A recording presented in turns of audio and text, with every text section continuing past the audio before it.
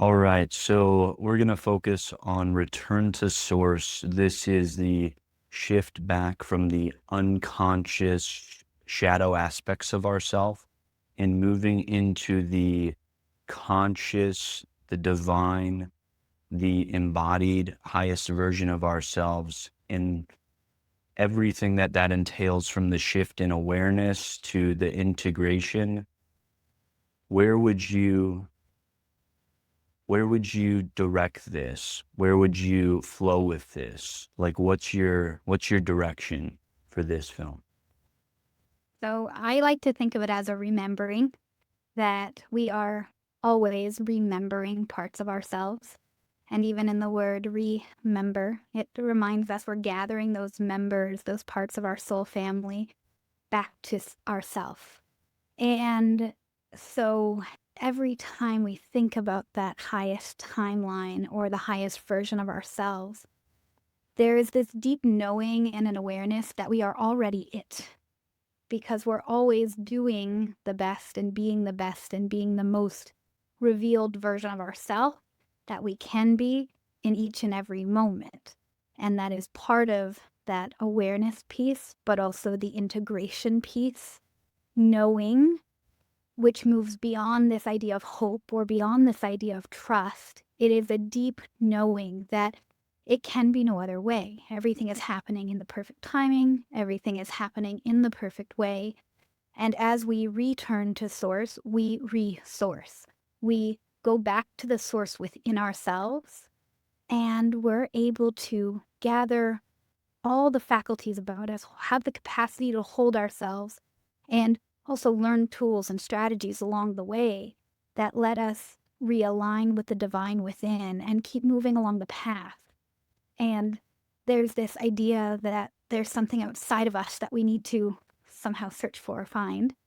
And it's those colloquial terms we've heard that everything you have or everything you need is within you. And that exists for a reason, because there's nothing out there. Everything out there is just a reflection of what's going on in here. And so when we can know this and take the time to be in stillness, to sit and to allow what wants to be witnessed, we use our resources to come back home to the heart, to the self. And it's this beautiful journey of self discovery again and again and again. Wow. Yeah, that's a perfect summary. That's the intro right there for the that was amazing because there's so much packed into that. And like, I know a lot of people, they have a hard time with, they have the knowledge of their self-limiting patterns, but they don't know what to do next. and Mm, and we wish for them to understand that there's a difference between the version of themselves that they wish to be, which would mean something is outside of themselves, and they're looking towards, okay, down there I'll be happy when I get this. So it's like conditional happiness. mm, And how do we kind of move past the, I understand my patterns. Now I want to move to full embodiment and like the mm, integration of this. Could you take us through kind of that process? absolutely. Thank you.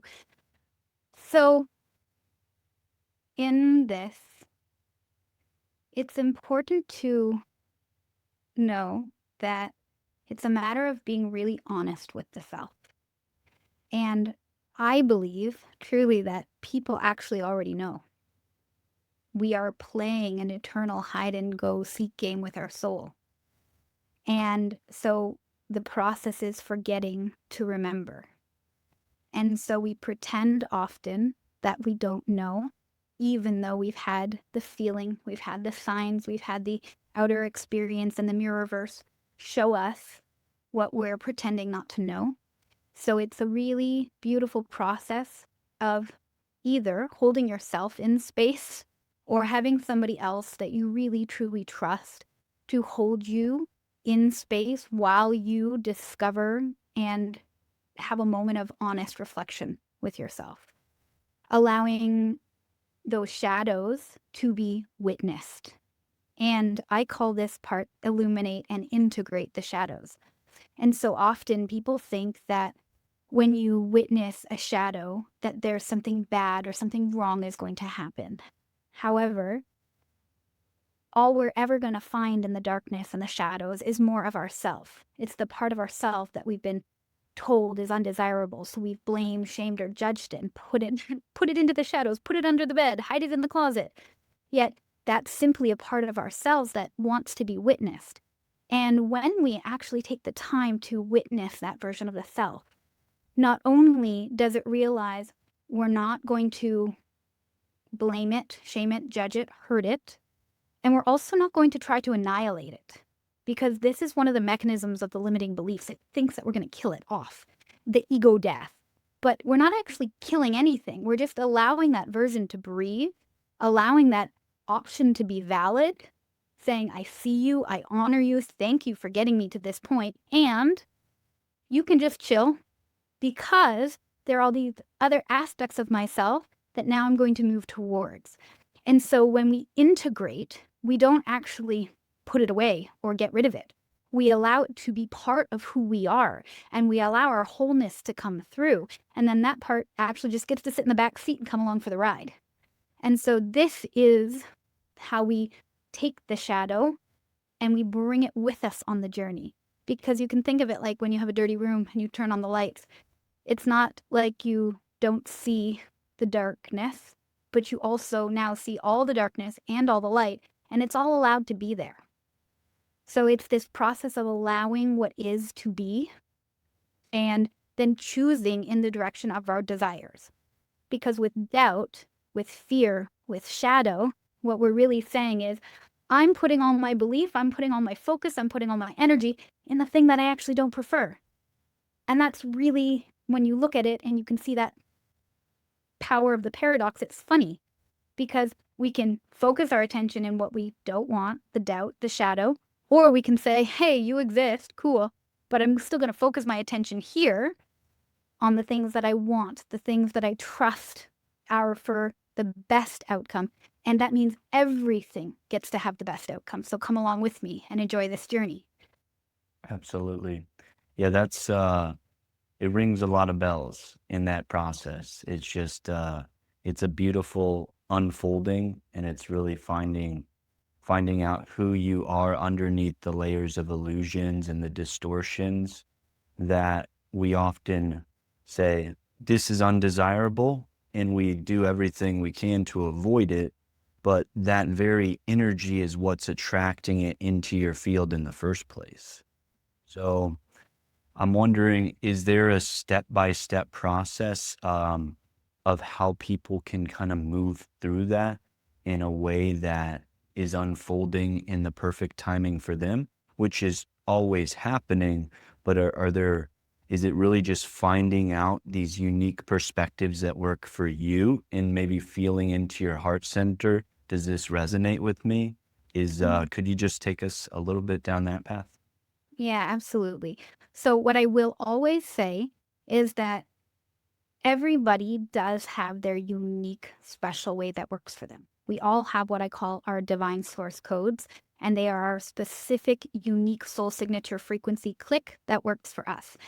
And then there's also frameworks that we can use because structures exist for a reason because they need to hold the magic. And all that's needed for magic to occur is a container and an open mind. So if we have that structure, that container, we can use it. And the way that I love alliteration, I love the English language, I love to play with words. And so I remind people we can use all the A's. It's an A plus process that at first we have awareness and we bring awareness to the situation. And again, sit in stillness with yourself or with others. It's okay.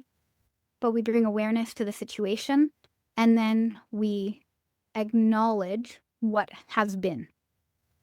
When we acknowledge what has been, we actually take the time to appreciate it. And if we can appreciate it, it feels validated. And that's really what shadows want. They want to feel validated. They want to feel like they have a right to exist as well.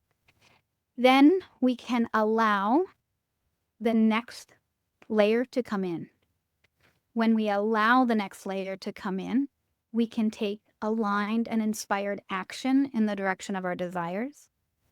And then we get to actualize those desires in real life. And then we again can do it for ourselves or with others, hold ourselves accountable to this process. And that accountability piece is key because so often we'll get to a part where we'll take, or just before we take action, but if nobody's keeping us accountable, if we're not keeping us accountable, it's very easy to go back into the old patterns and the habits. But instead, we hold ourselves accountable, we hold each other accountable, and we align with our desires, and then we feel self-actualized. And then again, we get to appreciate it. We get to celebrate the journey. Absolutely. Would it be best if you're on this journey and you know there's a highest divine blueprint for yourself and a highest timeline for you? If the personality is sometimes dragged into that, um, that can kind of veer off in different directions. So it's almost surrendering completely to a higher divine plan while at the same time allowing for the unique ability to express yourself through your core energetic signature. Um, is there a way that you would recommend somebody kind of embody that highest level consciousness? Is it really just saying, I am that and fully embodying it? What would that version of myself do? And then I'm Mm. gonna do those things. And then anytime like I make the mistake of, oh, I did something wrong, again, there's that layer of judgment that you're putting over reality. And it says, if something is wrong, I feel bad. And then if something is right, I feel good. So then you're just placing that on all of the circumstances you're going through.